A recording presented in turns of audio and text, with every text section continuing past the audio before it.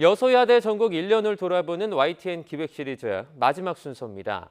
내년 총선에서 승리하기 위해선 여야 모두 유권자의 마음을 사로잡을 후보자를 선정하는 게 무엇보다 중요합니다. 각 당의 공천 결과에 그만큼 관심이 쏠릴 수밖에 없는데 벌써 물밑신경전이 달아오르고 있습니다. 권남기 기자입니다. 영남 일색 지도부에 대한 당 일각의 견제 심리에도 지난달 국민의힘 원내대표 선거의 승자는 대구의 지역구를 둔 윤재욱 의원이었습니다. 투표 직전 꺼내든 이른바 인위적 물갈이 방지론이 주요했다는 분석이 나왔습니다. 물갈이를 위한 물갈이의 대상이 되거나 경선도 못 해보는 억울한 일을 당해서는 안 됩니다. 내년 총선 공천에 대한 현역 의원들의 우려를 정확히 공략한 건데 실제로 여당 내에선 공천을 둘러싼 이런저런 말들이 끊이지 않고 있습니다. 특히 국민의힘의 전통적 강세 지역인 영남권을 중심으로 검사 출신들이 대거 공천받을 거란 풍문이 돌고 있습니다. 대통령과 가까운 그런 친윤 검사 출신이 한 50명 되잖아요. 급기야 김기현 대표가 직접 나서 괴담이라고 선을 그었지만 당내 설왕설래는 현재 진행형입니다.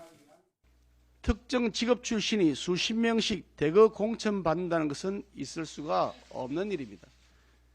민주당이라고 사정이 크게 다르진 않습니다. 이재명 대표의 사법 리스크에 대한 친명계와 비명계의 입장차도 결국 내년 총선 공천과 연결돼 있다는 해석이 많습니다. 공천권을 준 이 대표의 당내 입지에 따라 유불리가 갈릴 수밖에 없기 때문입니다. 이재명이 무너지면 민주당도 무너집니다. 그래서 이재명을 지키자고. 이재명 대표가 당대표직을 그대로 유지하는 것이 과연 당당한가? 이런 상황에서 터진 전당대회 돈봉투 의혹으로 민주당 일각에선 검찰발 물갈이가 이루어지는 것 아니냐는 관측까지 제기되고 있습니다.